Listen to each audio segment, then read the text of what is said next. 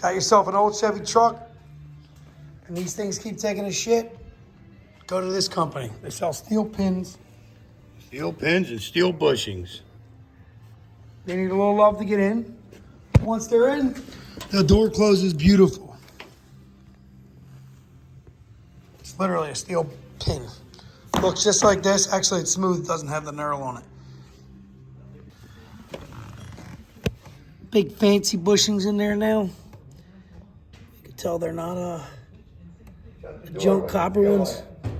We put a cotter pin in ours. They give you these pins, but they're a pain in the butt to get in. I don't think I did the cotter. Yeah. Yeah, you did them both in. You didn't twist the top I one. didn't twist the top yet.